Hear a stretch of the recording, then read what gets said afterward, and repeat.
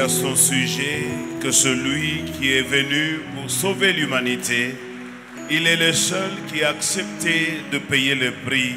Jésus, en dehors de lui, il n'y en a point d'autre, à qui nous rendons action de grâce et nous retournons à lui toutes les civilités, parce qu'il est Dieu, parce qu'il est Seigneur, parce qu'il nous aime, parce qu'il nous protège, parce qu'il combat pour nous, parce qu'il décide de notre avenir. Que Dieu nous bénisse et qu'il vous bénisse aussi dans le nom de Jésus-Christ. Merci et recevez mes salutations au nom de Jésus. Bien-aimés dans le Seigneur, comme cela a été annoncé, nous avons eu le privilège, d'abord je vous salue tous au nom de Jésus-Christ. Alors j'étais en train de dire, nous avons reçu le privilège de recevoir au milieu de nous un grand homme de Dieu qui nous a bénis au premier culte. Malheureusement, il ne pouvait pas être au deuxième culte parce qu'il avait un autre programme. C'est comme cela que je vais le couvrir. En le couvrant, je me réserve le droit de ne rentrer que sur ce qu'il a dit au premier culte.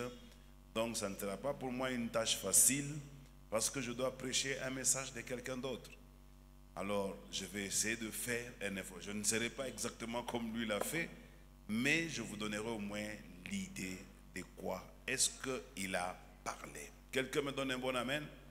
Alors, je vous garantis que nous allons célébrer quand même les enfants qui ont obtenu les diplômes d'État, mais à la fin, dans plus ou moins 20 minutes, on va vous recevoir ici pour dire merci à Dieu, parce que quand il était question de prier pour vous, Dieu avait écouté nos prières. Maintenant, il faut aussi lui dire merci en tant qu'action de grâce pour ce qu'il a fait. Voilà, je crois que j'ai tout dit.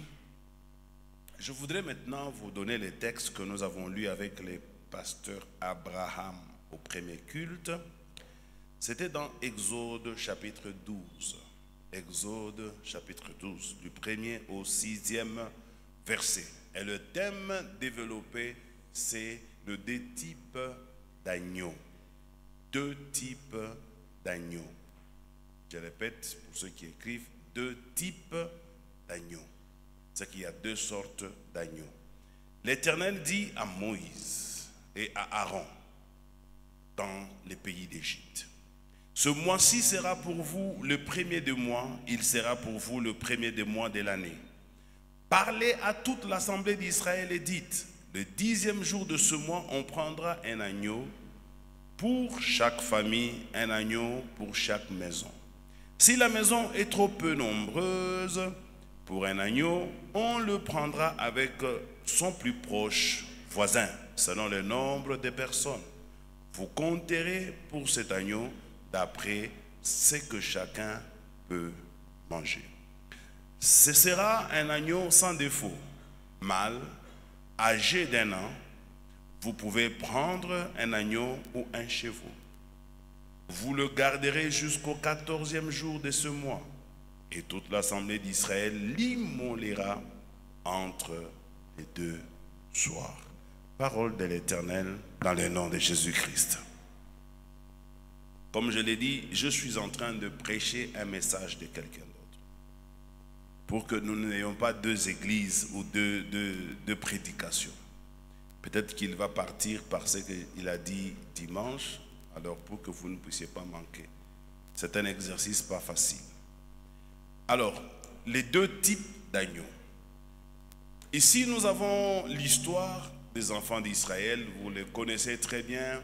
Je vais juste flotter au-dessus pour vous donner l'aperçu de cette histoire qui nous intéresse. Ici, vous connaissez tous comment Dieu a appelé Abraham de quitter sa patrie, son pays, la maison de son père. Quand Dieu l'a appelé, Abraham a suivi Dieu. Et par ici, nous savons que quand Dieu appelle quelqu'un, en même temps, Dieu lui demande d'abandonner certaines choses et certaines habitudes. Dieu ne peut pas vous appeler à lui et vous laisser avec vos anciennes habitudes. Quand Dieu vous appelle, il y a aussi une sorte d'obligation de changement de mentalité, de changement de la façon de penser et de réfléchir. Alors, bien-aimé dans le Seigneur, Abraham, obéissant à Dieu, il a obtempéré. Et puis, 400 ans après, d'Abraham à Isaac, de Isaac à Jacob, Joseph est entré en Égypte. De là, les enfants d'Israël vont se multiplier. Ils étaient juste une petite famille. Et puis ils ont fait 430 ans, alors que Dieu, dans la prophétie, avait parlé des 400 ans. Il y a eu les 30 années supplémentaires qui doivent être justifiées. Pourquoi cela est arrivé? Au bout de cela, Dieu va envoyer Moïse. Moïse qui était un homme très faible, qui n'était pas un homme fort, qui n'était pas un homme grand. Ici, la parenthèse que nous allons ouvrir, c'est que quand Dieu travaille avec un homme, il ne travaille pas avec un homme parce qu'il est fort. Dieu prend toujours les hommes qui sont faibles et lui se glorifie au travers de ces personnes. Même si aujourd'hui tu constates certaines faiblesses dans ta vie, cela ne veut pas dire que Dieu ne peut pas t'utiliser. Parce que Dieu, quand il utilise quelqu'un qui est faible, c'est pour que cette personne réalise que c'est Dieu et que ceux qui les connaissent disent que c'est Dieu. Parce que s'il prenait quelqu'un qui est fort, nous risquons de penser que c'était la force de la personne. Rappelez-vous, Dieu dira aux enfants d'Israël, lorsque vous arriverez en Égypte, et plutôt dans la terre promise, et que vous mangerez à votre faim, lorsque vous allez cultiver et que vous allez récolter, lorsque vos bœufs, vos menus, vos grands et vos petits bétails vont se multiplier, ne vous avisez pas de dire que c'est ma main qui m'a octroyé tout cela. Souvenez-vous que vous étiez esclaves en Égypte et que c'est Dieu, par sa main puissante, qui vous a délivré. Moïse ne pouvait pas tenir devant Pharaon. Moïse était faible devant Pharaon. Mais c'est parce que Dieu était derrière Moïse que Moïse a réussi à libérer les enfants d'Israël devant Pharaon. Ce qui est plus important dans la vie de l'homme, ce n'est pas l'aspect extérieur. Ce qui fait la force de l'homme, c'est à l'intérieur. C'est comme ça qu'il faut apprendre à manger l'agneau. L'agneau, on le mange pour qu'il entre à l'intérieur de nous. Il ne faut pas faire comme Jacob qui avait porté l'agneau en prenant seulement la peau de l'agneau. Mais ici, Dieu a demandé aux enfants d'Israël d'immoler l'agneau et de le manger dans l'entièreté et de ne rien laisser. Et que s'il était trop grand, qu'ils associent à leurs plus proches voisins afin de les terminer. Parce que c'était une obligation, il faut le finir, il ne faut pas laisser un morceau. Et à l'époque, on ne l'avait pas préparé, rôti avec quelques ingrédients pour qu'il ait de la saveur. C'est tel qu'il est, on a juste mis au feu et puis ils l'ont mangé debout avec des herbes amères. Et avec cet agneau de Dieu, c'est un animal qui marchait à quatre pattes. Et quand ils l'ont immolé, ils ont tout mangé sauf le sang. Ils ont versé du sang dans un bol et ils ont pris le sang, ils ont appliqué sur le poteau et sur les lintons.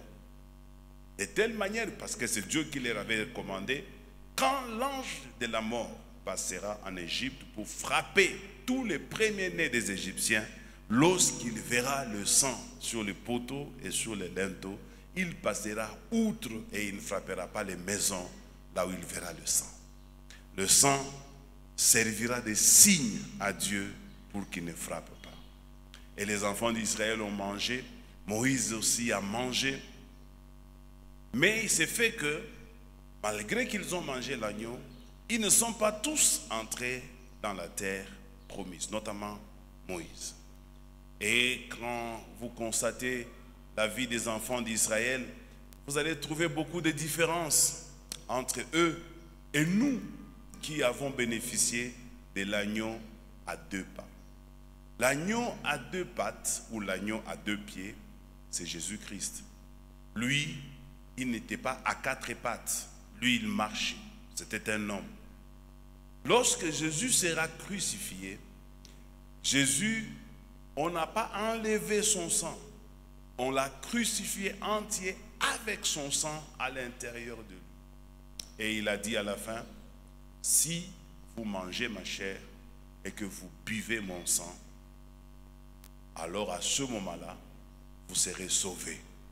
Avec notre agneau, lui, on le mange et la chair et le sang. Alors qu'est-ce qui fait la différence? La différence, c'est que les autres ont laissé le sang en dehors de la maison. Et quand vous laissez le sang en dehors de la maison, ça vous donne certains avantages juste extérieurs.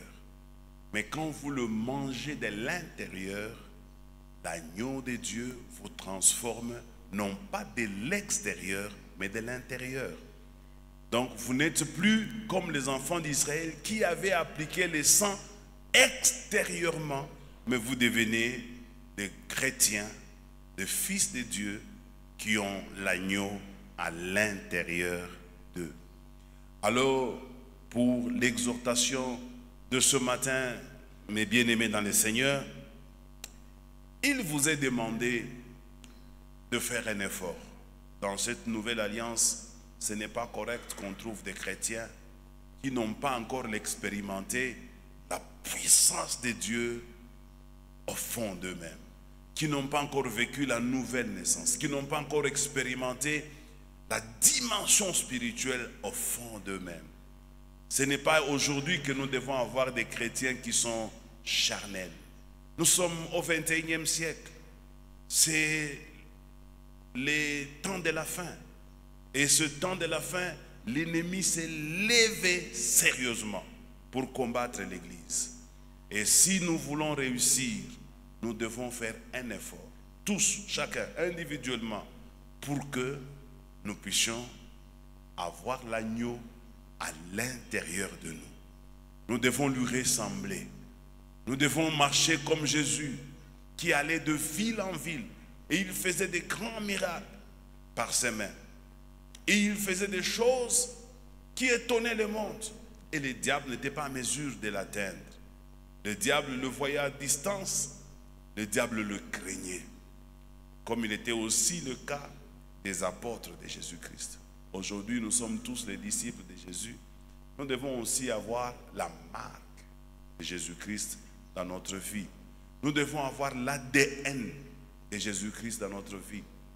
Alors, l'exhortation que je vais vous donner, c'est que la grande différence entre ceux qui ont appliqué le sang de l'agneau par l'extérieur et ceux qui ont mangé et l'agneau et qui ont bu son sang, la grande différence, c'est que les uns, ils étaient soumis à la loi. Ils devaient marcher selon la loi. Mais les autres, ceux qui ont mangé et l'agneau et qui ont bu son sang, eux, ils marchent dans ce qu'on appelle la divine miséricorde. La divine miséricorde, ça permet à ce que vous ne soyez plus obligés de vous battre par vous-même, mais c'est Dieu qui combat pour vous. Église, il n'y a aucun combat que vous seul pouvez réussir sans l'aide de Dieu. Vous avez besoin de Dieu en tout et pour tout. Vous avez besoin qu'il vous assiste. Vous avez besoin qu'il combatte pour vous. Vous avez besoin qu'il prenne les devants. Parce que vous ne réussissez pas. Lui-même a dit dans sa parole, sans moi,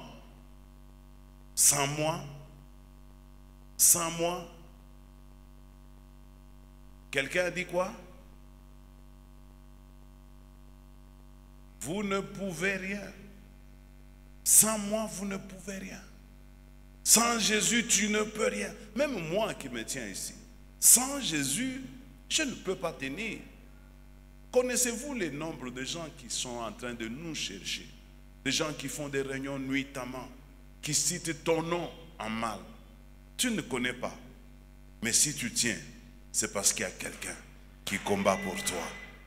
Et pendant cette semaine, nous allons apprendre des choses qui vont nous aider davantage à nous approcher et à nous approprier de toutes les bénédictions qui se trouvent dans le fait de manger l'agneau et de boire son sang. Pourquoi Jésus a insisté sur cet élément? Manger la chair et boire son sang. Voilà ce que nous allons développer tout le long de la semaine. Et après, nous aurons aussi des moments intenses de la prière, afin de permettre aux enfants de Dieu de vivre avant la fin de cette année des grandes bénédictions que Dieu a préparées pour vous. Dieu ne nous a pas appelés à la souffrance. Le mois d'août est en train de toucher à sa fin. Avant que cette année ne se termine, nous devons rentrer d'abord dans la prière. C'est vrai que nous aurons encore une autre prière vers le mois de novembre, octobre-novembre, mais avant qu'on en arrive là, commençons d'abord avec cette prière cette semaine. Parce que nous avons besoin que Dieu nous équipe. Nous avons besoin que Dieu nous dote de capacités nouvelles. Nous avons besoin que Dieu nous remplisse de son onction. Rappelez-vous de deux hommes qui sont allés à l'église. À l'époque, on appelait temple. À l'entrée, ils ont trouvé un mendiant. Et le mendiant leur a tendu la main et leur demandant l'aumône. Mais ils avaient bien voulu donner quelque chose à ce mendiant, parce que le mendiant était paralytique. Et le mendiant leur demandait avec insistance. Ils l'ont dit, nous n'avons rien à te donner, mais nous avons quelque chose que nous pouvons te donner. Au nom de Jésus-Christ de Nazareth, lève-toi et marche. Quand vous avez mangé l'agneau, ça vous donne la capacité de faire les mêmes choses que l'agneau pouvait faire quand il était sur la terre. Quand vous avez mangé l'agneau, vous n'avez plus à crier vers l'agneau ou vers quelqu'un. L'agneau est en vous. C'est pour cela que Paul a dit, ce n'est plus moi qui vis, c'est Christ qui vit en moi. Ce n'est plus moi qui combat, c'est Christ qui combat en moi. Lorsque le paralytique est entré dans le temple, les gens ont été scandalisés de constater qu'un homme qu'ils connaissaient comme un mendiant, un homme qu'ils connaissaient comme un invalide, un homme qui n'avait pas de valeur dans la société, ils sont surpris et estomaqués de constater que cet homme-là est aussi entré dans le temple, parce qu'autrefois il était interdit à toute personne qui avait un défaut corporel d'entrer dans le temple. Et ce jour-là, ils ont vécu un miracle extraordinaire. Un homme qui n'avait pas droit, mais il est entré. Et le temps qu'il vérifie, a-t-il violé la loi de Moïse? A-t-il fait quelque chose de mal pour que nous puissions le punir? Mais ils ont constaté que ce type n'avait plus de défauts corporels. Et c'est tout le monde maintenant qui s'approchait. Et le type était en train de sauter en désordre. Il a perturbé le protocole au sein de l'église. Je dis à quelqu'un, quand Dieu te visitera, tu vas déstabiliser les protocoles. Tu vas perturber les organisations des hommes. Tout ce que les méchants ont planifié contre toi, ça sera dégagé, ça sera déstabilisé, parce que ton témoignage à toi fera bouger et le ciel et la terre. Je dis à quelqu'un, sois prêt à recevoir ta bénédiction de la part de notre Dieu. Alors tout le monde avait les yeux braqués sur Pierre et sur Jean qui venaient d'opérer ce miracle-là. Et ce que j'ai aimé, je suis en train de conclure, c'est que pendant qu'ils avaient les yeux braqués sur Pierre, ils ne savaient pas deux choses. La première des choses qu'ils ne savaient pas, que Pierre avait mangé l'agneau et il avait bu le sang de l'agneau. Ça, c'était différent, parce que Moïse n'a jamais bu le sang. C'est comme ça que Moïse ne pouvait pas faire ce que Pierre est en train de faire là. Et quand tous avaient les yeux braqués sur Pierre, la deuxième chose qu'ils ne savaient pas, Pierre était un pécheur. Il n'avait pas de valeur. C'était quelqu'un qui ne pouvait pas être intéressant dans la société. Et ce jour-là, à cause de l'agneau qu'il avait mangé et à cause du sang de l'agneau qu'il a bu, Pierre est devenu une personne importante et intéressante. Et tout le monde avait les yeux sur lui. Je dis à quelqu'un, dans peu de temps, le monde aura les yeux sur toi. Le monde va chercher à comprendre comment tu as réussi, comment est-ce que tu fais, comment est-ce que tu as marché, Comment dans ta famille personne n'est arrivé à faire ça? Mais toi tu y es arrivé. Comment? Comment? Et tout le monde, même les sorciers de ta famille, ils auront les yeux braqués sur toi. Ils vont se dire, mais lui nous savons que nous l'avions déjà adopté, nous l'avions déjà dompté, il ne pouvait pas s'en sortir. Ils auront les yeux sur toi. J'aime bien cette parole. Ils auront les yeux sur toi. Ils seront tétanisés quand tu passeras un jour dans ta voiture, à côté de ta femme, à côté de ton mari, à côté de tes enfants, dans ta bénédiction. Les gens seront tétanisés. Ils ne comprendront pas ce qui se passera. Il y en a même d'autres qui vont se demander, qu'est-ce qui s'est passé dans la vie de cet homme? Mais ils ne sauront pas une chose, c'est que tu as eu part à la nourriture solide, imperturbable, celle qui vient de l'agneau, et tu as bu le sang de la nouvelle alliance en Jésus-Christ. C'est ce que les gens ne sauront pas. Quelqu'un me donne un bon amen. Lorsque Pierre se retrouve dans ce spectacle-là et tout le monde est en train de le regarder, Pierre va dire une parole qui va beaucoup m'intéresser et qui va fortifier ma foi. Il dit, pourquoi vous nous regardez?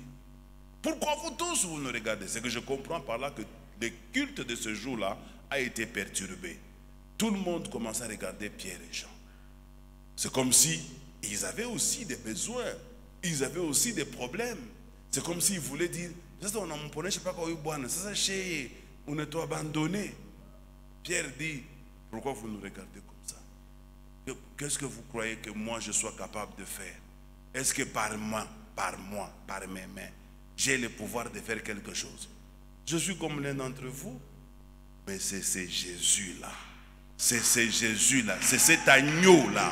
Cet agneau-là que je vous invite aussi à manger et à boire son sang.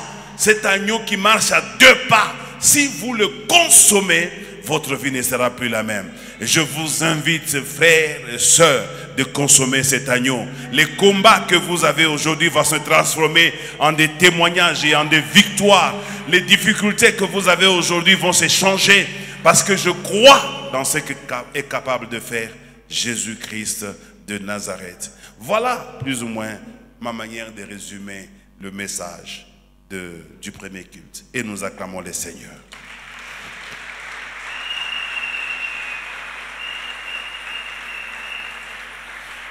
Alors je conclue mon message en disant, ce n'est pas que nous sommes capables de concevoir quelque chose comme venant de nous.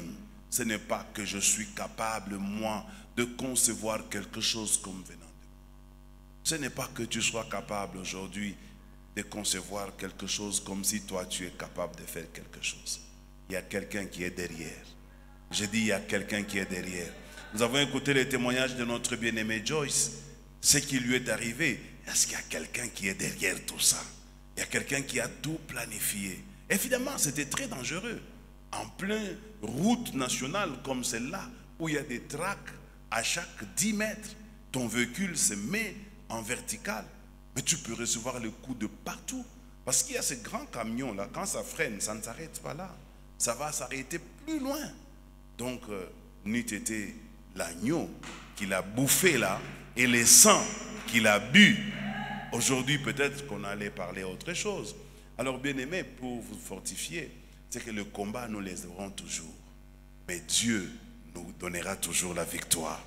Les ennemis nous en auront toujours. Nous en avons même ici. Mais Dieu nous donnera toujours la victoire. Ce n'est pas que toi tu sais garder le mari. Non, non, non. C'est Dieu qui garde le mari pour toi.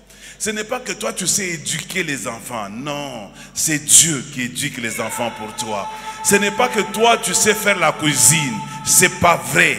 C'est Dieu qui fait la cuisine pour toi. Ce n'est pas que toi tu sais prêcher parce que tu lis la Bible et tu la comprends. C'est Dieu qui parle en toi. C'est ce que Pierre voulait nous dire. Et tout ça n'est possible que pour celui qui a mangé l'agneau et qui a bu de son sang.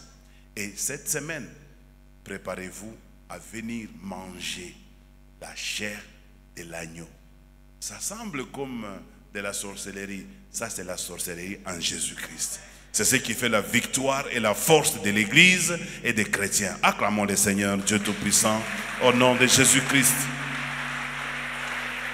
Si eux, ils mangent les hommes mortels, les hommes pécheurs, nous allons manger les sang d'un agneau, sans tache, mâle d'une année. Celui qui n'a point connu le péché. Il y a une différence. Il mange la chair des pécheurs, il mange la chair des impudiques, il mange la chair des possédés.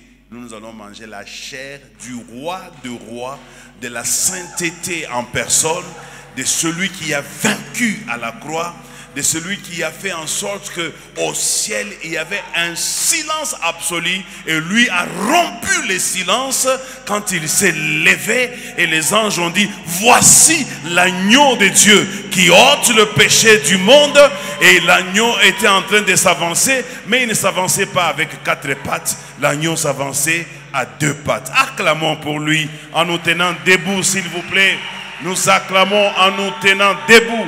Parce que l'agneau de Dieu a vaincu. L'agneau de Dieu a vaincu.